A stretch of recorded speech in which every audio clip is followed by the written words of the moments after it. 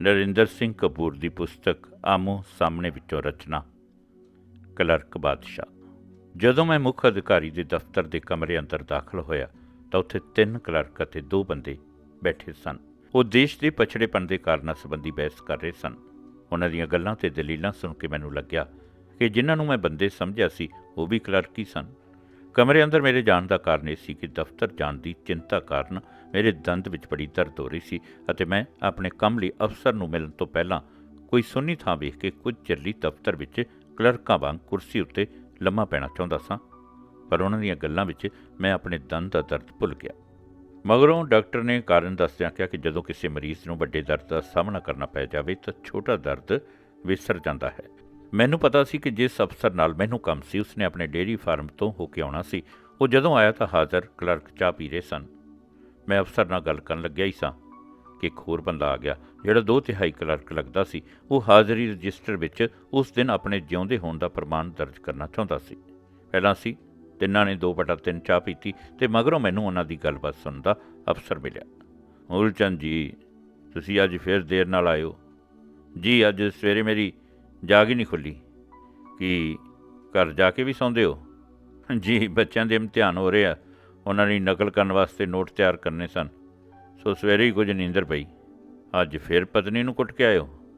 ਤੁਹਾਡਾ ਹੁਰੀਆ ਦੱਸਦਾ ਕਿ ਅੱਜ ਤਾਂ ਤੁਹਾਨੂੰ ਕੁੱਟ ਪਈ ਲੱਗਦੀ ਹੈ। ਜੀ, ਹੁਣ ਸੱਚ ਬੋਲਣ ਦੀ ਹਿੰਮਤ ਨਹੀਂ ਰਹੀ। ਤੁਹਾਡੀ ਜੇਬ ਵਿੱਚ ਇਹ ਕਿਤਾਬ ਕਿਹੜੀ ਹੈ? ਜੀ, ਇਹ ਕਿਤਾਬ ਨਹੀਂ, ਟਰਾਂਜਿਸਟਰ ਹੈ। ਕਮੈਂਟਰੀ ਸੁਣਨ ਵਾਸਤੇ ਕੱਲ੍ਹ ਹੀ ਖਰੀਦਿਆ। ਦੂਜੇ ਕਲਰਕ ਆਪਣੇ ਟਰਾਂਜਿਸਟਰਾਂ 'ਤੇ ਮੈਨੂੰ ਕਮੈਂਟਰੀ ਨਹੀਂ ਸੁਣ ਦਿੰਦੇ ਜਨਾਬ। ਅਖਬਾਰ ਵੀ ਮੈਨੂੰ ਸਭ ਤੋਂ ਅਖੀਰ ਵਿੱਚ ਪੜ੍ਹਨ ਵਾਸਤੇ ਮਿਲਦੀ ਹੈ। ਜੇ ਕਮੈਂਟਰੀ ਸੁਣਨੀ ਸੀ ਤਾਂ ਘਰ ਹੀ ਰਹਿੰਦੇ। ਕੱਲ੍ਹ ਆ ਕੇ ਪਹਿਲਾਂ ਵਾਂਗੀ 2 ਦਿਨਾਂ ਦੀ ਹਾਜ਼ਰੀ ਇਕੱਠੀ ਲਾ ਦਿੰਦੇ। ਜੀ, ਪਹਿਲਾਂ ਤਾਂ ਮੈਂ ਵੀ ਸੋਚਿਆ ਹੀ ਸੀ, ਪਰ ਘਰ ਛੋਟੇ ਬੱਚਿਆਂ ਨੂੰ ਛੁੱਟੀ ਹੋਣ ਕਰਕੇ ਰੌਲਾ ਬਹੁਤ ਸੀ। ਜੀ, ਅੱਜ ਫਿਰ ਇਸੇ ਕਰਕੇ ਆਉਣਾ ਜ਼ਰੂਰੀ ਸੀ ਕਿਉਂਕਿ ਅੱਜ ਨਾ ਚਾਵਲਾ ਜੀ ਦੇ ਤਲਾਕ ਦੀ ਖੁਸ਼ੀ ਵਿੱਚ ਚਾਹ ਪਾਰਟੀ ਹੈ। ਨਾਲੇ ਕੂਲਰ ਦੇ ਸਾਹਮਣੇ ਲੇਟਣ ਦੀ ਅੱਜ ਮੇਰੀ ਵਾਰੀ ਹੈ। ਨਾਲੇ ਜੀ ਕਈ ਦਿਨਾਂ ਤੋਂ ਤੁਹਾਡੇ ਵੀ ਦਰਸ਼ਨ ਨਹੀਂ ਸਾਂ ਕਰ ਸਕਿਆ। ਨਾਲੇ ਸੋਚਿਆ ਦਫ਼ਤਰ ਦੇ ਸਮੇਂ ਵਿੱਚ ਦਰਜੀ ਤੋਂ ਘਰਵਾਲੀ ਦਾ ਸੂਟ ਵੀ ਠੀਕ ਕਰਵਾ ਲਿਆਵਾਂਗਾ। ਤੁਸੀਂ ਪਠਾਨਕੋਟ ਜਾਣਾ ਸੀ, ਜਾ ਆਏ ਹੋ? ਜੀ ਨਹੀਂ, ਅਜੇ ਮੇਰੇ ਸਹੁਰੇ ਨੂੰ ਪੈਨਸ਼ਨ ਦਾ ਬਕਾਇਆ ਨਹੀਂ ਮਿਲਿਆ। ਮਿਲਣ ਉੱਤੇ ਹੀ ਪਤਨੀ ਨੂੰ ਨਾਲ ਲੈ ਕੇ ਜਾਵਾਂਗਾ। ਅੱਛਾ, ਠੀਕ ਹੈ, ਜਾਓ। ਅਤੇ ਸੱਜਣ ਸਿੰਘ ਨੂੰ ਮੇਰੇ ਕੋਲ ਭੇਜਣਾ। ਜੀ, ਉਹ ਤਾਂ ਕਾਨਪੁਰ ਗਿਆ ਹੋਇਆ ਚਮੜਾ ਖਰੀਦਣ।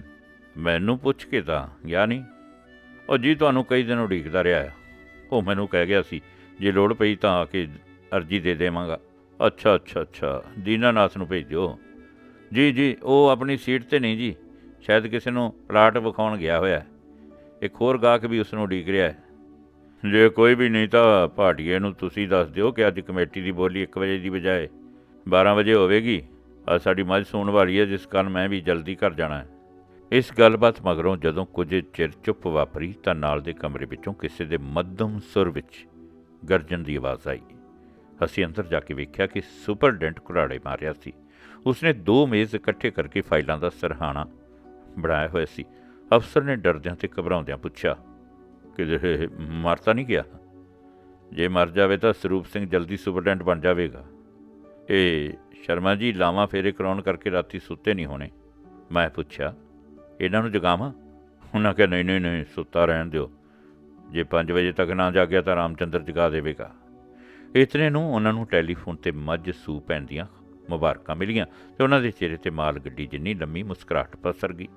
ਮੈਂ ਕਿਹਾ, ਹੁਣ ਤਾਂ ਤੁਸੀਂ ਘਰ ਜਾਣਾ ਹੋਵੇਗਾ, ਮੈਂ ਕੱਲ੍ਹ ਆ ਜਾਵਾਂਗਾ। ਉਹਨਾਂ ਕਿਹਾ, ਤਕਲੀਫ ਮਾਫ਼ ਕਰਨਾ। ਮੈਂ ਕਿਹਾ, ਤਕਲੀਫ ਕਾਹਦੀ ਜੀ? ਜਦੋਂ ਵੀ ਮੇਰੀ ਪਤਨੀ ਕਹਿੰਦੀ ਹੈ ਜਾਓ ਜਹੰਨਮ ਵਿੱਚ, ਤਾਂ ਮੈਂ ਸਿੱਧਾ ਤੁਹਾਡੇ ਦਫ਼ਤਰ ਵਿੱਚ ਆ ਜਾਂਦਾ। ਅਕਸਰ ਸੋਚਦਾ ਹਾਂ ਕਿ ਜਦੋਂ ਸਕੂਲ ਵਿੱਚ ਪੜ੍ਹਦਾ ਸਾਂ ਤਾਂ ਹਰ ਇਮਤਿਹਾਨ ਵਿੱਚ ਮੇਰਾ ਜੀਵਨ ਉਦੇਸ਼ ਲੇਖ ਲਿਖਣ ਲਈ ਆਉਂਦਾ ਸੀ, ਪਰ ਹਰ ਕੋਈ ਡਾਕਟਰ, ਪਾਇਲਟ, ਵਕੀਲ ਜਾਂ ਇੰਜੀਨੀਅਰ ਬਣਨ ਬਾਰੇ ਹੀ ਸੋਚਦਾ ਸੀ। ਕਿਸੇ ਨੇ ਕਲਰਕ ਬਣਨ ਦੀ ਇੱਛਾ ਨਹੀਂ ਸੀ ਪ੍ਰਗਟਾਈ। ਭਾਰਤ ਦੇ ਲੱਖਾਂ ਨੌਜਵਾਨਾਂ ਵਾਂਗ ਮੈਂ ਵੀ ਕਲਰਕ ਬਣਿਆ ਅਤੇ 2 ਉਮਰ ਕੈਦਾਂ ਜਿੰਨੀ ਨੌਕਰੀ ਕਰਕੇ ਜਦੋਂ ਸੇਵਾ ਮੁਕਤ ਹੋਇਆ ਤਾਂ ਜਿਉਣ ਦਾ ਢੰਗ ਹੀ ਭੁੱਲ ਗਿਆ ਸੀ। ਹੁਣ ਸੱਚ ਬੋਲਣ ਨਾਲ ਮੂੰਹ ਹੀ ਦੁਖਣ ਲੱਗ ਪੈਂਦਾ ਹੈ। ਮੇਰੇ ਪਿਤਾ ਜੀ ਵੀ ਕਲਰਕ ਸਨ। ਉਹਨਾਂ ਦਾ ਸੁਪਨਾ ਵੀ ਸੀ ਕਿ ਮੈਂ ਵੀ ਸੁਤੰਤਰ ਹੋਏ ਭਾਰਤ ਦਾ ਹੋਣਹਾਰ ਕਲਰਕ ਬਣਾ। ਹਰ ਕਲਰਕ ਆਪਣੇ ਪਿਤਾ ਦਾ ਕੋਈ ਅਜਿਹਾ ਸੁਪਨਾ ਪੂਰਾ ਕਰਨ ਵਾਸਤੇ ਜੀਵਨ ਭਰ ਕਲਰਕੀ ਦੇ ਮੂਲੀ ਕੁਤਰੇ 'ਤੇ ਕੱਦੂਕਸ਼ ਹੁੰਦਾ ਰਹਿੰਦਾ ਹੈ। ਸੰਯੋਗਵਸ ਮੇਰਾ ਪੁੱਤਰ ਵੀ ਕਲਰਕ ਹੈ, ਸਾਡੀ ਨੂੰਹ ਵੀ ਕਲਰਕ ਹੈ। ਉਸ ਦੇ ਕਲਰਕ ਹੋਣ ਦਾ ਇੱਕ ਲਾਭ ਇਹ ਹੋਇਆ ਕਿ ਵਿਆਹ ਤੋਂ ਮਗਰੋਂ ਮੇਰੇ ਪੁੱਤਰ ਦੀ ਸੀਟੀਆਂ ਮਾਰਨ ਦੀ ਆਦਤ ਘਟ ਗਈ ਹੈ। ਸਾਡੇ ਘਰ ਵਿੱਚ ਕਲਰਕਾਂ ਦੀ ਬਹੁ ਗਿਣਤੀ ਹੋਣ ਕਾਰਨ ਅਸੀਂ ਘਰ ਨੂੰ ਦਫ਼ਤਰ ਅਤੇ ਦਫ਼ਤਰ ਨੂੰ ਘਰ ਬਣਾ ਲਿਆ। ਜਦੋਂ ਮੇਰੇ ਪੁੱਤਰ ਦਾ ਵਿਆਹ ਹੋਇਆ ਤਾਂ ਮੇਰੀ ਕੁੜਮਣੀ ਬੜੇ ਜ਼ੋਰ ਨਾਲ ਗਾ ਰਹੀ ਸੀ, ਸਾਨੂੰ ਹੀਰਾ ਲੱਭਾ ਜੀ ਸਾਰਾ ਜੱਗ ਢੂੰਡ ਕੇ। ਕਿਤਨਾ ਹੀ ਚਿਰ ਮੈਨੂੰ ਭੁਲੇਖਾ ਪੈਂਦਾ ਰਿਹਾ ਕਿ ਉਸ ਦਾ ਇਸ਼ਾਰਾ ਮੇਰੇ ਵੱਲ ਸੀ। ਸਾਡੀ ਨੂੰਹ ਦਾ ਸੁਪਨਾ ਸੀ ਕਿ ਦਰਿਆ ਦਾ ਕਿਨਾਰਾ ਹੋਵੇਗਾ, ਨਿੱਕਾ ਜਿਹਾ ਬਗੀਚਾ ਹੋਵੇਗਾ, ਇੱਕ ਉਹ ਹੋਵੇਗਾ, ਇੱਕ ਉਹ ਹੋਵੇਗੀ। ਪਰ ਜਦੋਂ ਉਸ ਨੂੰ ਪਤਾ ਲੱਗਿਆ ਕਿ ਅਸੀਂ ਧੋਬੀ ਘਾਟ ਦੇ ਨੇੜੇ ਸਾਂਝੇ ਗੁਸਲਖਾਨੇ ਵਾਲੇ ਮਕਾਨ ਵਿੱਚ ਕਿਰਾਏ 'ਤੇ ਰਹਿੰਦੇ ਹਾਂ ਤਾਂ ਉਸ ਦਾ ਮੂੰਹ ਐਵੇਂ ਹੋ ਗਿਆ ਜਿਵੇਂ ਭਾਂਡੇ ਤੋਂ ਕਲੀ ਲੈ ਗਈ ਹੋਵੇ। ਅਸੀਂ ਵਿਸ਼ਵਾਸ ਦਵਾਇਆ ਕਿ ਸਾਡੀ ਨੂੰਹ ਸਾਡੇ ਘਰ ਰਾਜ ਕਰੇਗੀ ਅਤੇ ਇਸ ਵਿਸ਼ਵਾਸ ਦੀ ਪੂਰਤੀ ਹਿੱਤ ਅਸੀਂ ਉਸ ਦਾ ਨਾਂ ਰਾਣੀ ਰੱਖ ਦਿੱਤਾ ਹੈ। ਪੁੱਤਰ ਨੂੰ ਅਸੀਂ ਪਹਿਲਾਂ ਹੀ ਰਾਜਾ ਕਹਿੰਦੇ ਸਾਂ। ਮੇਰੀ ਪਤਨੀ ਨੇ ਅਤੇ ਮੈਂ ਉਹਨਾਂ ਦੀ ਹਨੀਮੂਨ ਜਾਣ ਦੀ ਮੰਗ ਨੂੰ ਸੂਲੀ ਪ੍ਰਵਾਨਗੀ ਦੇ ਦਿੱਤੀ ਹੈ। ਜਦੋਂ ਬਜਟ ਆਗਿਆ ਦੇਵੇਗਾ ਇਸ 'ਤੇ ਅਮਲ ਵੀ ਕੀਤਾ ਜਾਵੇਗਾ। ਜੇ ਉਸ ਤੋਂ ਪਹਿਲਾਂ ਉਸ ਦੇ ਪੇਕਿਆਂ ਵੱਲੋਂ ਕੋਈ ਰਾਸ਼ੀ ਮਿਲੀ ਜਾਂ ਨੂੰਹ ਦੇ ਸਹਿਯੋਗ ਨਾਲ ਲੈਣ ਵਿੱਚ ਸਫਲਤਾ ਮਿਲੀ ਤਾਂ ਹਨੀਮੂਨ ਦੀ ਸਾਰੀ ਵਿਉਂਤ ਅਤੇ ਸਾਡੀ 2 ਮੈਂਬਰੀ ਕਮੇਟੀ ਫਿਰ ਵਿਚਾਰ ਕਰੇਗੀ। ਭਾਵੇਂ ਮੈਂ ਨਹੀਂ ਚਾਹੁੰਦਾ ਕਿ ਅਜਿਹਾ ਹੋਵੇ, ਪਰ ਜਦੋਂ ਕਦੀ ਵੀ ਮੈਂ ਕੋਈ ਹੋਣਹਾਰ ਕਲਰਕ ਵੇਖਦਾ ਹਾਂ ਤਾਂ ਉਸ ਵਿੱਚੋਂ ਮੈਨੂੰ ਆਪਣਾ ਜਵਾਈ ਲੱਭਣ ਦੀ ਆਦਤ ਪੈਂਦੀ ਜਾ ਰਹੀ ਹੈ। ਇੱਕ ਵਾਰੀ ਜਦੋਂ ਕਲਰਕੀ ਪਰਿਵਾਰ ਵਿੱਚ ਧੀ ਦਾ ਰਿਸ਼ਤਾ ਕਰਨ ਦੀ ਗੱਲ ਚੱਲੀ ਤਾਂ ਮੈਂ ਆਪਣੇ ਸੰਭਾਵੀ ਕੁੜਮ ਨੂੰ ਪੁੱਛਿਆ, ਕਾਕੇ ਦੀ ਤਨਖਾਹ ਕਿਤਨੀ ਹੈ? ਤਾਂ ਚਲਾਕੀ ਭਰਿਆ ਕਲਰਕੀ ਉੱਤਰ ਮਿਲਿਆ, ਕਾਕੇ ਦੀ ਅਤੇ ਇਸ ਦੇ ਅਫਸਰ ਦੀ ਰਲਾ ਕੇ 25,000 ਬਣਦੀ ਹੈ। ਸ਼ਾਇਦ ਮੇਰੇ ਕੁੜਮ ਨੂੰ ਵੀ ਕ੍ਰਿਕਟ ਦਾ ਸ਼ੌਕ ਹੈ, ਕਿਉਂਕਿ ਉਸ ਨੇ ਆਪਣੇ ਪੁੱਤਰ ਦੀ ਉਮਰ ਦੱਸਦਿਆਂ ਕਿਹਾ ਸੀ 2 ਛੱਕੇ 3 ਚੌਕੇ। ਮੇਰੀ ਪਤਨੀ ਮੈਨੂੰ ਅਕਸਰ ਕਹਿੰਦੀ ਹੈ, ਤੁਹਾਡੇ ਨਾਲ ਵਿਆਹ ਕਰਵਾਉਣ ਦਾ ਮੈਨੂੰ ਸਦਾ ਪਛਤਾਵਾ ਰਹੇਗਾ। ਉਹ ਆਪਣੇ ਜਨਮ ਦਿਨ ਨੂੰ ਅਕਸਰ ਭੁੱਲ ਜਾਂਦੀ ਹੈ, ਪਰ ਆਪਣੇ ਵਿਆਹ ਦੇ ਦਿਨ ਨੂੰ ਨਹੀਂ ਭੁੱਲਦੀ। ਸ਼ਾਇਦ ਕਾਰਨ ਇਹ ਹੈ ਕਿ ਦਰਦਨਾਕ ਘਟਨਾਵਾਂ ਵਿੱਚ ਯਾਦ ਰਹਿਣ ਦੀ ਵਧੇਰੇ ਯੋਗਤਾ ਹੁੰਦੀ ਹੈ। ਸਾਰੀ ਉਮਰ ਆਪ ਕਲਰਕ ਰਹਿਣ ਕਰਕੇ ਮੇਰੇ ਮਨ ਵਿੱਚ ਉਹਨਾਂ ਕਲਰਕਾਂ ਪ੍ਰਤੀ ਵਿਸ਼ੇਸ਼ ਸਤਿਕਾਰ ਹੈ ਜਿਹੜੇ ਘਰ ਵਿੱਚ ਵੀ ਕਲਰਕਾਂ ਵਾਂਗ ਵਰਤਾਰਾ ਕਰਦੇ ਹਨ। ਉਹ ਮੰਜੇ ਉੱਤੇ ਵੀ ਐਵੇਂ ਬੈਠਦੇ ਹਨ ਜਿਵੇਂ ਕੁਰਸੀ 'ਤੇ ਬੈਠੇ ਹੋਣ, ਰਸੋਈ ਵਿੱਚ ਐਵੇਂ ਵਿਚਰਦੇ ਹਨ ਜਿਵੇਂ ਇਤਰਾਜ਼ ਲਗਾਉਣ ਦਾ ਕੋਈ ਆਧਾਰ ਲੱਭ ਰਹੇ ਹੋਣ, ਕੱਪੜੇ ਇੰਝ ਪਾਉਂਦੇ ਹਨ ਜਿਵੇਂ ਬਰਾਤੀ ਬਣ ਰਹੇ ਹੋਣ। ਜੇ ਬਰਾਤ 'ਤੇ ਜਾਣਾ ਹੋਵੇ ਤਾਂ ਹਰ ਕਲਰਕ ਆਪ ਜਾਂਦਾ ਹੈ, ਪਰ ਜੇ ਅਫਸੋਸ ਕਰਨ ਜਾਂ ਕਿਸੇ ਦੇ ਭੋਗ 'ਤੇ ਜਾਣਾ ਹੋਵੇ ਤਾਂ ਪਤਨੀ ਨੂੰ ਭੇਜਿਆ ਜਾਂਦਾ ਹੈ। ਭੋਗਾਂ 'ਤੇ ਜਾ ਜਾ ਕੇ ਮੇਰੀ ਪਤਨੀ ਦੇ ਨੈਣ ਨਕਸ਼ੀ ਅਜਿਹੇ ਹੋ ਗਏ ਹਨ ਕਿ ਮੈਨੂੰ ਕਈ ਵਾਰ ਪੁੱਛਣਾ ਪੈਂਦਾ ਹੈ, ਰੋ ਕਿਉਂ ਰਹੀ ਹੈ? ਉਹ ਕਹਿੰਦੀ ਹੈ, ਮੈਂ ਕਿੱਥੇ ਰੋ ਰਹੀ ਹਾਂ, ਸੋਚ ਰਹੀ ਹਾਂ ਕਿ ਤੁਹਾਡੇ ਦੋਸਤ ਸਾਨੀ ਨੇ ਕੁਝ ਦਿਨਾਂ ਵਿੱਚ ਮਰ ਹੀ ਜਾਣਾ ਹੈ। ਜੇ ਕਹੋ ਤਾਂ ਪਹਿਲਾਂ ਹੀ ਅਫਸੋਸ ਕਰਨ ਦੀ ਕਾਰਵਾਈ ਪੂਰੀ ਕਰਾਵਾਂ। ਦੂਜੇ ਲੋਕਾਂ ਦੇ ਮੁਕਾਬਲੇ ਕਲਰਕਾਂ ਦਾ ਜੀਵਨ ਦਫ਼ਤਰੀ ਸ਼ਾਨ ਵਾਲਾ ਹੋਣ ਕਾਰਨ ਵਧੇਰੇ ਕਰਕੇ ਨਿਰਵਿਘਨ ਹੀ ਹੁੰਦਾ ਹੈ। ਮੇਰੇ ਮਿੱਤਰ ਸ਼ਰਮਾ ਜੀ ਜਦੋਂ ਤਾਸ਼ ਖੇਡਣ ਆ ਜਾਣ ਤਾਂ ਮੈਂ ਸਮਝ ਜਾਂਦਾ ਹਾਂ ਕਿ ਉਹ ਅੱਜ ਕੱਲ੍ਹ ਬਿਮਾਰੀ ਦੀ ਛੁੱਟੀ 'ਤੇ ਹਨ। ਦਸੰਬਰ ਦੇ ਮਹੀਨੇ ਵਿੱਚ ਮੈਨੂੰ ਬੜੀ ਮੁਸ਼ਕਿਲ ਹੁੰਦੀ ਹੈ, ਕਿਉਂਕਿ ਲਗਭਗ ਸਾਰੇ ਹੀ ਬਚੀਆਂ ਹੋਈਆਂ ਇਤਫਾਕੀਆਂ ਛੁੱਟੀਆਂ ਲੈ ਕੇ ਮਿਲਣ ਵਾਸਤੇ ਅਤੇ ਮਿਲਣ ਵਾਲੀ ਪੈਨਸ਼ਨ ਦਾ ਹਿਸਾਬ ਕਿਤਾਬ ਲਵਾਉਣ ਵਾਸਤੇ ਆਉਂਦੇ ਰਹਿੰਦੇ ਹਨ। ਪਿੱਛੇ ਜੇ ਭਟਨਾਗਰ ਜਦੋਂ ਵੱਡਾ ਕਲਰਕ ਬਣ ਗਿਆ ਤਾਂ ਉਸ ਦੇ ਘਰ ਇਹ ਤਬਦੀਲੀ ਵਾਪਰੀ ਵੇਖੀ ਕਿ ਨਾ ਕੇਵਲ ਚਾਹ ਵਾਲੀ ਕਰੋਕਰੀ ਨਵੀਂ ਸੀ, ਸਗੋਂ ਬਿਸਕੁਟ ਵੀ ਪਹਿਲਾਂ ਨਾਲੋਂ ਚੰਗੇ ਸਨ।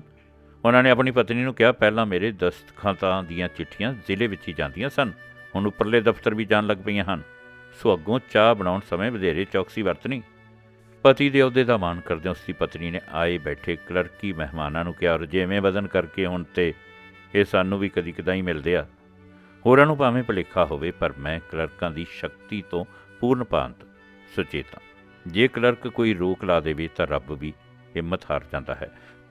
ਜਦੋਂ ਸੋਵੀਅਤ ਸੰਘ ਦੇ ਟੁੱਟਣ ਅਤੇ ਖੇਰੂ ਹੋਣ ਦੀ ਇਤਿਹਾਸਕ ਪੜਤਾਲ ਕੀਤੀ ਜਾਵੇਗੀ ਤਾਂ ਅੰਤ ਨੂੰ ਇਹੀ ਸਿੱਟਾ ਨਿਕਲੇਗਾ ਕਿ ਕਲਰਕਵਾਦ ਨੇ ਮਾਰਕਸਵਾਦ ਨੂੰ ਅਜਿਹੀ ਠਿੱਬੀ ਲਾਈ ਕਿ ਸੰਸਾਰ ਦਾ ਨਕਸ਼ਾ ਬਦਲ ਗਿਆ। ਜੇ ਕਲਰਕਾਂ ਦੀ ਚੱਲੀ ਤਾਂ ਭਾਰਤ ਦਾ ਨਕਸ਼ਾ ਵੀ ਉਹ ਬਦਲ ਦੇਣਗੇ। ਪਹਿਲਾਂ ਕਲਰਕ ਕੁਰਸੀਆਂ 'ਤੇ ਮਿਲਦੇ ਸਨ, ਹੁਣ ਕਲਰਕ ਜੇ ਉਸ ਸਬੱਬ ਨਾਲ ਹਾਜ਼ਰ ਹੋਵੇ ਵੀ ਤਾਂ ਫਾਈਲ 'ਤੇ ਬੈਠਾ ਹੀ ਮਿਲਦਾ ਹੈ। ਕਈ ਦਫ਼ਤਰਾਂ ਵਿੱਚ ਤਾਂ ਇੱਕ ਫਾਈਲ ਉੱਤੇ 2 ਕਲਰਕ ਬੈਠੇ ਆਪਣੀ ਸੀਨੀਆਰਤਾ ਬਾਰੇ ਰਸਦੀਆਂ ਲਿਖਦੇ ਮਿਲ ਜਾਂਦੇ ਹਨ। ਜਦੋਂ ਇਹ ਕਲਮ ਛੋੜ ਹੜਤਾਲ ਕਰਦੇ ਹਨ ਤਾਂ ਲੋਕ ਅਕਸਰ ਪੁੱਛਦੇ ਹਨ, ਇਹਨਾਂ ਨੇ ਕਲਮ ਫੜੀ ਕਦੋਂ ਸੀ? ਜਦੋਂ ਇਹ ਹੜਤਾਲ ਦੌਰਾਨ ਨਾਅਰੇ ਮਾਰਦੇ ਹਨ ਤਾਂ ਪਤਾ ਨਹੀਂ ਲੱਗਦਾ ਕਿ ਭੰਗੜਾ ਪਾ ਰਹੇ ਨੇ ਕਿ ਭਜਨ ਗਾ ਰਹੇ ਨੇ, ਪਰ ਇਤਨਾ ਜ਼ਰੂਰ ਪਤਾ ਲੱਗ ਜਾਂਦਾ ਕਿ ਇਹ ਕੁਝ ਮੰਗ ਰਹੇ ਹਨ। ਉਹ ਦਿਨ ਨੇੜੇ ਹਨ ਜਦੋਂ ਧੁੱਪ ਸੇਕਣ ਅਤੇ ਦਫ਼ਤਰ ਦੇ ਸਮੇਂ ਵਿੱਚ ਉਂਘਣ ਦਾ ਅਲਾਊਂਸ ਮੰਗਿਆ ਜਾਵੇਗਾ ਅਤੇ ਇਹ ਮਿਲ ਵੀ ਜਾਵੇਗਾ। ਜੇ ਇੰਨੇ ਕਲਰਕਾਂ ਦੇ ਬੋਝ ਨਾਲ ਸਾਡਾ ਦੇਸ਼ ਡੁੱਬਿਆ ਨਹੀਂ ਤਾਂ ਇਸ ਪਿੱਛੇ ਜ਼ਰੂਰ ਕਿਸੇ ਕਲਰਕ ਦੇਵਤੇ ਦਾ ਹੱਥ ਹੋਵੇਗਾ। ਮੇਰਾ ਕਲਰਕ ਪੁੱਤਰ ਦੱਸਦਾ ਹੈ ਕਿ ਜੇ ਉਸ ਨੂੰ 12 ਵਜੇ ਭੁੱਖ ਲੱਗੇ ਤਾਂ ਉਹ ਦਫ਼ਤਰ ਦਾ ਇੱਕ ਚੱਕਰ ਲਾਉਂਦਾ ਅਤੇ ਗਰਮ ਹੋ ਰਹੇ ਟਿਫਨਾਂ ਦੀ ਖੁਸ਼ਬੂ ਨਾਲ ਹੀ ਰੱਜ ਜਾਂਦਾ ਹੈ। ਉਹ ਕਾਂਤਾ ਭੈਣ ਜੀ ਨੂੰ ਕਈ ਵਾਰ ਕਹਿ ਚੁੱਕਾ ਹੈ ਕਿ ਉਹ ਦਫ਼ਤਰ ਦੇ ਸਮੇਂ ਵਿੱਚ ਉਸ ਨੂੰ ਵੀ ਇੱਕ ਸਵੈਟਰ ਬਣਾ ਦੇਣ ਪਰ ਕਾਂਤਾ ਭੈਣ ਕਹਿੰਦੀ ਹੈ ਕਿ ਛੁੱਟੀਆਂ ਬਹੁਤੀਆਂ ਹੋਣ ਕਰਕੇ ਵਕਤ ਹੀ ਨਹੀਂ ਮਿਲਦਾ, ਜੇ ਕਦੀ ਓਵਰ ਟਾਈਮ ਲੱਗ ਗਿਆ ਤਾਂ ਉਸ ਵਿੱਚ ਬਣਾ ਦੇਵੇਗੀ। ਮੈਂ ਵੇਖਿਆ ਕਿ ਅਦਾਲਤਾਂ ਵਿੱਚ ਚੱਲ ਰਹੇ ਤਲਾਕ ਦੇ ਬਹੁਤੇ ਮੁਕੱਦਮਿਆਂ ਵਿੱਚ ਇੱਕ ਧਿਰ ਸਿਫਾਰਸ਼ੀ ਕਲਰਕ ਦੀ ਹੁੰਦੀ ਹੈ। ਇਹ ਮੁਕੱਦਮੇ ਨਾ ਕੇਵਲ ਬਾਕੀ ਕਲਰਕਾਂ ਲਈ ਮਨ ਪਰਚਾਵੇ ਦਾ ਸਾਧਨ ਬਣਦੇ ਹਨ, ਸਗੋਂ ਦੂਜੇ ਕਲਰਕਾਂ ਲਈ ਪ੍ਰੇਰਨਾ ਸਰੋਤ ਵੀ ਸਿੱਧ ਹੁੰਦੇ ਹਨ। ਹਰ ਦਫ਼ਤਰ ਵਿੱਚ ਕੋਈ ਨਾ ਕੋਈ ਸ਼ਾਖਾ ਅਜਿਹੀ ਹੁੰਦੀ ਹੈ ਜਿਹੜੀ ਜ਼ਨਾਨਾ ਵਾਰਡੀ ਪ੍ਰਤੀਤ ਹੁੰਦੀ ਹੈ ਅਤੇ ਜਿੱਥੇ ਭੈਣਾਂ ਦਾ ਪ੍ਰੋਗਰਾਮ ਨਿਰੰਤਰ ਚੱਲਦਾ ਹੈ। ਅਜਿਹੀ ਇੱਕ ਸ਼ਾਖਾ ਦਾ ਮੈਨੂੰ ਪਤਾ ਹੈ, ਜਿਸ ਵਿਚਲੀਆਂ 5 ਭੈਣਾਂ ਵਿੱਚੋਂ 4 ਤਲਾਕ ਲੈ ਕੇ ਆਜ਼ਾਦ ਹੋ ਗਈਆਂ ਹਨ ਅਤੇ 5ਵੀਂ ਭੈਣ ਦੇ ਮੁਕੱਦਮੇ ਦਾ ਫੈਸਲਾ ਹੋਣ ਹੀ ਵਾਲਾ ਹੈ। ਅਕਸਰ ਇਹ ਭੈਣਾਂ ਆਪਣੀਆਂ ਅੱਖਾਂ ਦੇ ਤਾਰਿਆਂ ਨੂੰ ਵੀ ਦਫ਼ਤਰ ਵਿੱਚ ਲੈ ਆਉਂਦੀਆਂ ਹਨ। ਇਹ ਬੱਚੇ ਜਦੋਂ ਦਫ਼ਤਰ ਵਿੱਚ ਪੀਚੋ ਖੇਡਦੇ ਹਨ ਤਾਂ ਉਹਨਾਂ ਦੀਆਂ ਟਪੂਸੀਆਂ ਵਿੱਚੋਂ ਭਾਰਤ ਦਾ ਧੁੰਦਲਾ ਉਜਲਾ ਭਵਿੱਖ ਸਾਫ਼ ਦਿਖਾਈ ਦਿੰਦਾ ਹੈ। ਇੱਕ ਬ੍ਰਾਂਚ ਹਰ ਦਫ਼ਤਰ ਵਿੱਚ ਅਜਿਹੀ ਵੀ ਹੁੰਦੀ ਹੈ ਜਿੱਥੇ ਉਹ ਅਪਣਾ ਲੈਂਦੇ ਹਨ ਜਿਨ੍ਹਾਂ ਨੂੰ ਕੋਈ ਹੋਰ ਬ੍ਰਾਂਚ ਚੱਲਣ ਦੀ ਦਲੇਰੀ ਨਹੀਂ ਵਿਖਾਉਂਦੀ। ਹਰੇਕ ਸ਼ਾਖਾ ਵਿੱਚ ਬਹੁਤਿਆਂ ਨੇ ਸੰਤਾਨ ਸੰਜਮ ਦੇ ਆਪਰੇਸ਼ਨ ਕਰਵਾ ਕੇ ਅਗਾਊ ਤਰੱਕੀ ਲੈ ਲਈ ਹੁੰਦੀ ਹੈ। ਹੁਣ ਸਾਡੇ ਦਫ਼ਤਰਾਂ ਵਿੱਚ ਉਹਨਾਂ ਦੇਵੀਆਂ ਦੀ ਗਿਣਤੀ ਵਧ ਰਹੀ ਹੈ ਜਿਹੜੀਆਂ ਆਪਣਾ ਕੰਮ ਦੂਜਿਆਂ ਨੂੰ ਸੌਂਪ ਕੇ ਆਪ ਮਾਡਲ ਬਣ ਕੇ ਬੈਠਦੀਆਂ ਹਨ ਅਤੇ ਉਹਨਾਂ ਦਾ ਕੰਮ ਕਰ ਰਿਹਾ ਵਿਅਕਤੀ ਜਦੋਂ ਗਰਦਨ ਉੱਚੀ ਕਰਦਾ ਹੈ ਤਾਂ ਉਸ ਵੱਲ ਉਬਾਸੀ ਲੈਣ ਮਗਰੋਂ ਮੁਸਕਰਾ ਕੇ ਵੇਖ ਛੱਡਦੀਆਂ ਹਨ। ਸਾਡੇ ਦਫ਼ਤਰਾਂ ਵਿੱਚ ਸੰਪੂਰਨ ਲੋਕਤੰਤਰ ਹੈ। ਇੱਥੇ ਨਾ ਕੇਵਲ ਇਸਤਰੀ ਪੁਰਸ਼ ਦੇ ਹੱਕ ਬਰਾਬਰ ਹਨ, ਸਗੋਂ ਕੰਮ ਕਰਨ ਅਤੇ ਨਾ ਕਰਨ ਵਾਲਿਆਂ ਦੋਹਾਂ ਨੂੰ ਤਨਖਾਹ ਵੀ ਬਰਾਬਰ ਮਿਲਦੀ ਹੈ। ਇੱਥੇ ਦਫ਼ਤਰ ਦੇਰ ਨਾਲ ਆਉਣ ਵਾਲਿਆਂ ਅਤੇ ਜਲਦੀ ਜਾਣ ਵਾਲਿਆਂ ਵਿੱਚ ਪੂਰਨ ਸਹਿਯੋਗ ਝਲਕਦਾ ਹੈ। ਮੈਂ ਕਈਆਂ ਨੂੰ ਪੁੱਛਿਆ ਕਿ ਕੀ ਵਿਹਲੇ ਰਹਿ ਕੇ ਅਕੇਵਾਂ ਨਹੀਂ ਹੁੰਦਾ। ਇੱਕ ਵਿਹਲੇ ਕਲਰਕ ਨੇ ਆਪਣੇ ਲੰਬੇ ਤਜਰਬੇ ਦੇ ਆਧਾਰ 'ਤੇ ਕਿਹਾ ਕਿ ਅਕੇਵਾਂ ਤਾਂ ਹੀ ਹੁੰਦਾ ਹੈ ਜੇ ਕੁਝ ਵਿਹਲੇ ਹੋਣ ਅਤੇ ਕੁਝ ਕਰਨ, ਪਰ ਜੇ ਸਾਰੇ ਵਿਹਲੇ ਹੋਣ ਤਾਂ ਉਹ ਇੱਕ ਦੂਜੇ ਦਾ ਮਨ ਲਾਈ ਰੱਖਦੇ ਆ। ਉਸਨੇ ਮੱਖਣੀ ਮੁਸਕਰਾਹਟ ਨਾਲ ਇਹ ਵੀ ਦੱਸਿਆ ਕਿ ਹੁਣ ਦਫ਼ਤਰਾਂ ਵਿੱਚ ਇਸਤਰੀਆਂ ਦੀ ਗਿਣਤੀ ਵੱਧ ਗਈ ਹੈ, ਸੋ ਇੱਕ ਦੂਜੇ ਨੂੰ ਮਿਲਦਿਆਂ, ਹਾਲ ਚਾਲ ਪੁੱਛਦਿਆਂ, 4 ਵਾਰੀ ਬਣਨ ਵਾਲੀ ਚਾਹ ਪੀਂਦਿਆਂ, ਚੋਰ ਨਜ਼ਰਾਂ ਨਾਲ ਇੱਕ ਦੂਜੇ ਨੂੰ ਵੇਖਦਿਆਂ ਅਤੇ ਗੁੱਝੇ ਇਸ਼ਾਰੇ ਕਰਦਿਆਂ ਵਕਤ ਦਾ ਪਤਾ ਹੀ ਨਹੀਂ ਲੱਗਦਾ। ਮੇਜ਼ ਨਾਲ ਬੰਨੀ ਕੁਰਸੀ 'ਤੇ ਬੈਠੀ ਇੱਕ ਇਸਤਰੀ ਕਲਰਕ ਨੇ ਦੱਸਿਆ ਕਿ ਜੇ ਅਕੇਵਾਂ ਹੋ ਵੀ ਜਾਵੇ ਤਾਂ ਪੁਰਸ਼ ਆਪਣੀ ਐਨਕ ਅਤੇ ਇਸਤਰੀ ਦਾ ਆਪਣਾ ਪੁਰਾਣਾ ਖਾਲੀ ਪਰਸ ਦਰਾਜ਼ ਵਿੱਚੋਂ ਕੱਢ ਕੇ ਮੇਜ਼ ਉੱਤੇ ਰੱਖ ਕੇ ਆਪਣਾ ਮਾਈਕ ਯੋਗਦਾਨ ਪਾ ਕੇ ਖਾਣ ਪੀਣ ਰਾਹੀਂ ਅਕੇਵਾਂ ਦੂਰ ਕਰਨ ਕੰਟੀਨ ਜਾਂ ਬਾਜ਼ਾਰ ਜਾ ਸਕਦੇ ਹਨ ਅਤੇ ਉਹਨਾਂ ਦੀ ਗੈਰ ਹਾਜ਼ਰੀ ਵਿੱਚ ਜੋ ਵੀ ਕੋਈ ਹਾਜ਼ਰ ਹੋਵੇ ਉਹ ਉਹਨਾਂ ਦੇ ਮਾਣ ਸਤਿਕਾਰ ਦੀ ਰੱਖਿਆ ਕਰਦਾ ਹੈ। ਅਜਿਹੇ ਆਪਸੀ ਮੇਲ ਮਿਲਾਪ ਅਤੇ ਮਿਲਵਰਤਨ ਦੀ ਭਾਵਨਾ ਤੁਹਾਨੂੰ ਸਰਕਾਰੀ ਦਫ਼ਤਰਾਂ ਤੋਂ ਇਲਾਵਾ ਹੋਰ ਕਿਧਰੇ ਨਹੀਂ ਮਿਲੇਗੀ। ਦਫ਼ਤਰਾਂ ਵਿੱਚ ਕੰਮ ਕਰਨ ਵਾਲੀ ਪੁਰਸ਼ ਅਤੇ ਇਸਤਰੀਆਂ ਅਕਸਰ ਕਲਰਕੋ ਕਲਰਕੀ ਵੀ ਹੋ ਜਾਂਦੇ ਹਨ, ਪਰ ਇਹਨਾਂ ਦੇ ਜੀਵਨ ਵਿੱਚ ਪੱਕੀਆਂ ਦੁਸ਼ਮਣੀਆਂ ਅਤੇ ਪੱਕੀਆਂ ਦੋਸਤੀਆਂ ਦੀ ਕੋਈ ਸੰਭਾਵਨਾ ਨਹੀਂ ਹੁੰਦੀ। ਕਲਰਕ ਦੀ ਜੂਨ ਹੀ ਅਜਿਹੀ ਹੈ ਕਿ ਜੋ ਇੱਕ ਵਾਰੀ ਕਲਰਕ ਲੱਗ ਗਿਆ ਉਹ ਜ਼ਿੰਦਗੀ ਵਿੱਚ ਕੁਝ ਬਣ ਜਾਵੇ, ਉਹ ਕਲਰਕੀ ਬਿਰਤੀ ਤੋਂ ਮੁਕਤ ਨਹੀਂ ਹੋ ਸਕਦਾ। ਅੰਤਮ ਮੁਕਤੀ ਤੋਂ ਪਹਿਲੇ ਸੇਵਾ ਮੁਕਤੀ ਪ੍ਰਾਪਤ ਕਰਕੇ ਕਲਰਕ ਨੂੰ ਜਦੋਂ ਪਤਾ ਲੱਗਦਾ ਹੈ ਕਿ ਉਸ ਦੇ ਸੇਵਾ ਮੁਕਤ ਹੋਣ ਉਪਰੰਤ ਵੀ ਦਫ਼ਤਰ ਪਹਿਲੇ ਵਾਂਗ ਚੱਲ ਰਿਹਾ ਤਾਂ ਉਸ ਨੂੰ ਹੈਰਾਨੀ ਨਾਲੋਂ ਵਧੇਰੇ ਪਰੇਸ਼ਾਨੀ ਹੁੰਦੀ ਹੈ। ਸੇਵਾ ਮੁਕਤੀ ਹੋਈ ਕਲਰਕ ਲਈ ਸਭ ਤੋਂ ਵੱਡੀ ਮੁਸ਼ਕਲ ਕਲਰਕੀ ਦ੍ਰਿਸ਼ਟੀਕੋਣ ਤੋਂ ਮੁਕਤ ਹੋਣ ਅਤੇ ਸਮਾਂ ਗੁਜ਼ਾਰਨ ਦੀ ਹੁੰਦੀ ਹੈ। ਪਤੀ ਦੀ ਹਰ ਸਮੇਂ ਘਰ ਵਿੱਚ ਹਾਜ਼ਰੀ ਨਾਲ ਕਲਰਕ ਦੀ ਪਤਨੀ ਅਜੀਬ ਅਨੁਭਵ ਕਰਦੀ ਹੈ। ਕਈ ਤਾਂ ਆਪਣੇ ਜੋਟੀਦਾਰਾਂ ਦੇ ਸੇਵਾ ਮੁਕਤ ਹੋਣ ਦੀ ਉਡੀਕ ਕਰਦੇ ਹਨ ਅਤੇ ਕਈ ਨਵੇਂ ਸ਼ੌਕ ਪਾਲਣ ਦਾ ਅਸਫਲ ਯਤਨ ਕਰਦੇ ਹਨ। ਜਦੋਂ ਇੱਕ ਅਜਿਹੇ ਕਲਰਕ ਨੂੰ ਸੰਗੀਤ ਦਾ ਸ਼ੌਕ ਜਾਗਿਆ ਤਾਂ ਉਸਨੇ ਆਪਣੀ ਪੋਤਰੀ ਦਾ ਨਾਂ ਸਰਗਮ ਰੱਖ ਦਿੱਤਾ, ਪਰ ਆਂਢ ਗੁਆਂਢ ਨੂੰ ਜਦੋਂ ਸਰਗਮ ਬੋਲਣਾ ਨਾ ਆਇਆ ਤਾਂ ਉਹ ਉਸ ਨੂੰ ਸ਼ਲਗਮ ਕਹਿਣ ਲੱਗ ਪਏ। ਸੇਵਾ ਮੁਕਤ ਹੋ ਕੇ ਜਿਨ੍ਹਾਂ ਕਲਰਕਾਂ ਕੋਲ ਵਧੇਰੇ ਸਮਾਂ ਹੁੰਦਾ ਹੈ ਉਹ ਮਾਲਕ ਮਕਾਨ ਜਾਂ ਕਿਰਾਏਦਾਰ ਨਾਲ ਅਦਾਲਤੀ ਮੈਚ ਸ਼ੁਰੂ ਕਰ ਲੈਂਦੇ ਹਨ। ਜੇ ਇਹ ਸੰਭਵ ਨਾ ਹੋਵੇ ਤਾਂ ਗੁਆਂਢੀ ਨਾਲ ਸਾਂਝੀ ਕੰਧ ਦਾ ਝਗੜਾ ਉਹਨਾਂ ਦਾ ਮਨ ਪਰਚਾਵਾ ਬਣਦਾ ਹੈ। ਕਈ ਦੁੱਧ ਲਿਆਉਣ, ਸਬਜ਼ੀ ਖਰੀਦਣ ਅਤੇ ਆਉਂਦਿਆਂ ਧਰਮਸ਼ਾਲਾ ਵਿੱਚੋਂ ਅਖਬਾਰ ਪੜ੍ਹਨ ਵਿੱਚ ਰੁੱਝ ਜਾਂਦੇ ਹਨ। ਕਲਰਕਾਂ ਨੂੰ ਅਸਲ ਖੁਸ਼ੀ ਉਦੋਂ ਹੁੰਦੀ ਹੈ ਜਦੋਂ ਅਫਸਰ ਲੱਤ ਬਾਂਹ ਟੁੱਟਣ ਕਾਰਨ ਲੰਬੀ ਛੁੱਟੀ 'ਤੇ ਹੋਵੇ। ਸਾਰੇ ਵਾਰੋ ਵਾਰੀ ਪਤੀ ਜਾਂ ਪਤਨੀ ਨੂੰ ਨਾਲ ਲੈ ਕੇ ਹਾਲ ਚਾਲ ਪੁੱਛਣ ਦੇ ਬਹਾਨੇ ਇਹ ਵੇਖਣ ਜਾਂਦੇ ਹਨ ਕਿ ਉਹ ਹੋਰ ਕਿਤਨੇ ਦਿਨ ਦਫ਼ਤਰ ਨਹੀਂ ਆ ਸਕੇਗਾ। ਸਾਰੇ ਹਮਦਰਦੀ ਜਤਲਾਉਂਦਿਆਂ ਆਪਣੇ ਸਾਹਿਬ ਨੂੰ ਭਰੋਸਾ ਦਿਵਾਉਂਦੇ ਹਨ ਕਿ ਉਹ ਪੂਰਾ ਆਰਾਮ ਕਰਨ ਕਿਉਂਕਿ ਦਫ਼ਤਰ ਦਾ ਕੰਮ ਠੀਕ ਠਾਕ ਚੱਲ ਰਿਹਾ। ਅਜਿਹੇ ਦਿਨਾਂ ਵਿੱਚ ਖੂਬ ਮੌਜ ਹੁੰਦੀ ਹੈ। ਸਾਰੇ ਖੁੱਲ੍ਹ ਕੇ ਗੱਲਾਂ ਕਰਦੇ ਹਨ। ਹਰ ਪਾਸੇ ਤੀਆਂ ਵਾਲਾ ਵਾਤਾਵਰਨ ਹੁੰਦਾ ਹੈ। ਹਿੱਸਾ ਪਾ ਕੇ ਪਾਰਟੀਆਂ ਹੁੰਦੀਆਂ ਹਨ। ਦਬੀਆਂ ਕੁੱਟੀਆਂ ਸ਼ਾਮਾਂ ਨੂੰ ਪ੍ਰਗਟਾਵਾ ਮਿਲਦਾ ਹੈ। ਰਾਮਪਾਲ ਕਹਿੰਦਾ ਹੈ, ਚੱਡੇ ਦੀ ਪਤਨੀ ਬੜੀ ਮਧਰੀ ਹੈ। ਗੁਪਤਾ ਦੱਸਦਾ ਹੈ, ਮੁਸੀਬਤ ਜਿਤਨੀ ਛੋਟੀ ਹੋਵੇ ਉਤਨੀ ਚੰਗੀ ਹੁੰਦੀ ਹੈ। ਸ਼ੀਲਾ ਦੱਸਦੀ ਹੈ ਕਿ ਉਸਦੇ ਪਤੀ ਨੇ ਬੀਮਾ ਕਰਵਾ ਲਿਆ। ਭਗਵਾਨ ਸਿੰਘ ਕਹਿੰਦਾ ਹੈ, ਜਦੋਂ ਪੈਸੇ ਹੱਥ ਲੱਗੇ ਪਾਰਟੀ ਦੇਣੀ ਨਾ ਭੁੱਲਣਾ। ਲਾਜਪਤ ਰਾਏ ਦੱਸਦਾ, ਜਦੋਂ ਵਰਮਾ ਜੀ ਡਿੱਗ ਪਏ ਤਾਂ ਮੈਂ ਕਿਹਾ, ਜਨਾਬ ਦੀ ਸ਼ਾਨ ਨੂੰ ਕਿਧਰੇ ਸੱਟ ਤਾਂ ਨਹੀਂ ਲੱਗੀ? ਵਰਮਾ ਜੀ ਬੋਲੇ, ਮੇਰੀ ਸ਼ਾਨ ਤਾਂ ਠੀਕ ਹੈ, ਸ਼ਾਇਦ ਲੱਤ ਟੁੱਟ ਗਈ ਹੈ। ਬਨਵਾਰੀ ਨੇ ਚੁੱਪ ਤੋੜਦਿਆਂ ਕਿਹਾ ਕਿ ਕੱਲ੍ਹ ਮੇਰਾ ਬੌਸ ਪੁੱਛਦਾ ਸੀ ਕਿ ਕੌਣ ਸਵਰਗ ਜਾਣਾ ਚਾਹੁੰਦਾ ਹੈ। ਮੇਰੇ ਸਵੈ ਸਭ ਨੇ ਹਾਂ ਕਰ ਦਿੱਤੀ। ਜਦੋਂ ਮੈਨੂੰ ਪੁੱਛਿਆ ਤਾਂ ਮੈਂ ਕਿਹਾ, ਜਨਾਬ ਜਦੋਂ ਤੁਸੀਂ ਸਾਰੇ ਸਵਰਗ ਚਲੇ ਜਾਵੋਗੇ ਤਾਂ ਮੇਰਾ ਸਵਰਗ ਤਾਂ ਇੱਥੇ ਹੀ ਬਣ ਜਾਵੇਗਾ। 50 ਸਾਲ ਤੋਂ ਵਡੇਰੀ ਉਮਰ ਦੇ ਕਲਰਕਾਂ ਦਾ ਤਾਂ ਛੁੱਟੀ ਵਾਲੇ ਦਿਨ ਵੀ ਦਫ਼ਤਰ ਆਉਣ ਦਾ ਮਨ ਕਰਦਾ ਰਹਿੰਦਾ ਹੈ। ਜਿਵੇਂ ਸਰਕਸ ਦੇ ਸ਼ੇਰ ਨੂੰ ਪਿੰਜਰੇ ਵਿੱਚ ਰਹਿਣ ਦੀ ਆਦਤ ਪੈ ਜਾਂਦੀ ਹੈ, ਇਵੇਂ ਕਈਆਂ ਨੂੰ ਦਫ਼ਤਰ ਅੰਦਰ ਬਹਿਣ ਦੀ ਆਦਤ ਪੈ ਜਾਂਦੀ ਹੈ। ਅਕਸਰ ਸੋਚਦਾ ਹਾਂ ਕਿ ਲੱਖਾਂ ਕਰੋੜਾਂ ਕਲਰਕਾਂ ਦੇ ਬਾਵਜੂਦ ਅਜੇ ਤੱਕ ਕਿਸੇ ਕਲਰਕ ਦਾ ਬੁੱਤ ਕਿਉਂ ਨਹੀਂ ਲੱਗਿਆ। ਅਜੇ ਕਿਸੇ ਕਲਰਕ ਨੂੰ ਭਾਵੇਂ ਮਰਨ ਉਪਰੰਤ ਹੀ ਸਹੀ ਭਾਰਤ ਰਤਨ ਕਿਉਂ ਨਹੀਂ ਮਿਲਿਆ। ਅਜੇ ਤੱਕ ਕਿਸੇ ਗੱਡੀ ਦਾ ਨਾਂ ਕਲਰਕ ਐਕਸਪ੍ਰੈਸ ਕਿਉਂ ਨਹੀਂ ਰੱਖਿਆ ਗਿਆ। ਰੇਡੀਓ ਤੋਂ ਕਲਰਕਾਂ ਲਈ ਗਾਣਿਆਂ ਦਾ ਵਿਸ਼ੇਸ਼ ਪ੍ਰੋਗਰਾਮ ਕਿਉਂ ਨਹੀਂ ਆਉਂਦਾ। ਅਜੇ ਤੱਕ ਕਿਸੇ ਸਾਬਣ ਜਾਂ ਘਿਓ ਦਾ ਨਾਂ ਕਲਰਕ ਸੋਪ ਜਾਂ ਕਲਰਕੀ ਕਿਸੇ ਨੂੰ ਕਿਉਂ ਨਹੀਂ ਸੁੱਝਿਆ। ਸ਼ਾਇਦ ਕਾਰਨ ਇਹ ਹੈ ਕਿ ਜਿਵੇਂ ਬਾਣੀਏ ਦੀ ਨਿਰਦਨ ਵਿੱਚ ਸਰਕਾਰ ਦੀ ਲੋਕਾਂ ਵਿੱਚ, ਦੁਕਾਨਦਾਰਾਂ ਦੀ ਮੰਗਤੇ ਵਿੱਚ ਤੇ ਅਧਿਆਪਕਾਂ ਦੀ ਵਿਦਿਆਰਥੀਆਂ ਵਿੱਚ ਕੋਈ ਦਿਲਚਸਪੀ ਨਹੀਂ ਹੁੰਦੀ, ਇਵੇਂ ਸਮਾਜ ਵਿੱਚ ਕਿਸੇ ਦੀ ਕਲਰਕਾਂ ਵਿੱਚ ਕੋਈ ਦਿਲਚਸਪੀ ਨਹੀਂ, ਪਰ ਇਸ ਦੀ ਹਰ ਸ਼ਹਿਰ ਵਿੱਚ ਗਿਣਤੀ ਨੂੰ ਧਿਆਨ ਵਿੱਚ ਰੱਖਦਿਆਂ ਹੋਰ ਕੁਝ ਨਹੀਂ ਤਾਂ ਘੱਟੋ ਘੱਟ ਇਹਨਾਂ ਵਾਸਤੇ ਸਸਤੀ ਤੇ ਜਲਦੀ ਜਲਣ ਵਾਲੀ ਲੱਕੜੀ ਵਾਲਾ ਵੱਖਰਾ ਸ਼ਮਸ਼ਾਨ ਘਾਟ ਤਾਂ ਬਣਾਇਆ ਹੀ ਜਾ ਸਕਦਾ ਹੈ। ਸਰਕਾਰੀ ਦਫ਼ਤਰਾਂ ਦੇ ਵਿਸ਼ਾਲ ਮਾਰੂਥਾਲਾਂ ਵਿੱਚ ਵਿਹਲੜਾਂ ਦੀਆਂ ਭੀੜਾਂ ਵਿੱਚ ਘਿਰੇ ਕੁਝ ਗੁਲਾਬ ਦੇ ਫੁੱਲ ਵੀ ਜ਼ਰੂਰ ਹੁੰਦੇ ਹਨ, ਜਿਨ੍ਹਾਂ ਨੇ ਦੇਸ਼ ਤੇ ਸਮਾਜ ਦੀ ਸਾਰੀ ਜ਼ਿੰਮੇਵਾਰੀ ਆਪਣੇ ਮੋਢਿਆਂ 'ਤੇ ਚੁੱਕੀ ਹੁੰਦੀ ਹੈ। ਮੋਟੇ ਸ਼ੀਸ਼ੇ ਵਾਲੀਆਂ ਐਨਕਾਂ ਵਾਲੇ ਇਹਨਾਂ ਕਲਰਕਾਂ ਨੂੰ ਮੈਂ ਪੂਰੇ ਸਤਿਕਾਰ ਨਾਲ ਦੋਵੇਂ ਹੱਥਾਂ ਨਾਲ ਸਲਾਮ ਕਰਦਾ ਹਾਂ। ਇਹਨਾਂ ਨੇ ਕੰਮ ਚੋਰਾਂ, ਮਗਰਮੱਛਾਂ, ਬਹਾਨੇਬਾਜ਼ਾਂ ਤੇ ਚਾਲਬਾਜ਼ਾਂ ਦੇ ਅਥਾਹ ਸਮੁੰਦਰ ਵਿੱਚ ਰਹਿੰਦੇ ਹੋਏ ਵੀ ਸਿਦਕ ਨਹੀਂ ਹਾਰਿਆ ਤੇ ਫਾਈਲਾਂ ਨੂੰ ਗੁੰਮਣ ਤੋਂ ਬਚਾਈ ਰੱਖਿਆ ਹੈ। ਇਹਨਾਂ ਨੇ ਆਪਣੀ ਜ਼ਿੰਮੇਵਾਰੀ ਨੂੰ ਹਰ ਕੀਮਤ 'ਤੇ ਨਿਭਾਇਆ ਅਤੇ ਮਹਾਨ ਭਾਰਤ ਦੇਸ਼ ਨੂੰ ਡੁੱਬਣ ਨਹੀਂ ਦਿੱਤਾ। ਇਹਨਾਂ ਨੇ ਦਫ਼ਤਰ ਵਿੱਚ ਦੇਰ ਨਾਲ ਆਉਣ ਅਤੇ ਪਹਿਲੇ ਚਲੇ ਜਾਣ ਦੇ ਅਣਗਿਣਤ ਅਫਸਰਾਂ ਦੇ ਬਾਵਜੂਦ ਆਪਣੀ ਹਾਜ਼ਰੀ ਨੂੰ ਕੰਮ ਦੇ ਲੇਖੇ ਲਾ ਕੇ ਸਿਰ ਨਿਭਾਇਆ ਅਤੇ ਇਮਾਨਦਾਰੀ ਦਾ ਲੜ ਨਹੀਂ ਛੱਡਿਆ। ਇਹ ਉਹ ਯੋਧੇ ਹਨ ਜਿਹੜੇ ਕੁਰਸੀਆਂ ਵਿੱਚ ਚਿਣੇ ਗਏ ਤੇ ਬਿਨਾਂ ਕਿਸੇ ਉੱਪਰਲੀ ਆਮਦਨ ਅਤੇ ਓਵਰਟਾਈਮ ਦੇ ਆਪਣੀ ਨਿੱਕੀ ਜੇਬ ਪਰ ਵੱਡੇ ਹੌਸਲੇ ਨਾਲ ਜ਼ਿੰਦਗੀ ਦੇ ਕਠਿਨ ਮਹੀਨੇ ਪਾਰ ਕਰਦੇ ਰਹੇ ਹਨ। ਇਹ ਉਹ ਜਿਉਂਦੇ ਸ਼ਹੀਦ ਹਨ ਜਿਹੜੇ 35 ਦੀ ਉਮਰ ਵਿੱਚ 50 ਦੇ ਵਿਖਾਈ ਦਿੰਦੇ ਰਹੇ, ਜਿਨ੍ਹਾਂ ਦੇ ਕੱਪੜਿਆਂ ਵਿੱਚ ਸਦਾ ਵੱਟ ਰਹੇ, ਪਰ ਜਿਨ੍ਹਾਂ ਦੀ ਨੀਅਤ ਸਿੱਧੀ, ਰਹਿਣੀ ਸਾਦੀ, ਤੱਕਣੀ ਨਿਰਮਲ ਤੇ ਬਿਰਤੀ ਨਿਰਛਲ ਰਹੀ। ਇਤਿਹਾਸ ਵਿੱਚ ਕੋਈ ਸਮਾਂ ਜ਼ਰੂਰ ਆਵੇਗਾ ਜਦੋਂ ਸਾਰਾ ਮੁਲਕ ਇਹਨਾਂ ਦੀਆਂ ਖਾਮੋਸ਼ ਤੇ ਵਿਸ਼ਾਲ ਕੁਰਬਾਨੀਆਂ 'ਤੇ ਮਾਣ ਕਰੇਗਾ ਤੇ ਇਹਨਾਂ ਪ੍ਰਤੀ ਸੱਚੀ ਸ਼ਰਧਾਂਜਲੀ ਵਿੱਚ ਕੁਝ ਮਿੰਟਾਂ ਲਈ ਸਨਾਟੇ ਵਿੱਚ ਵਿਚਰੇਗਾ।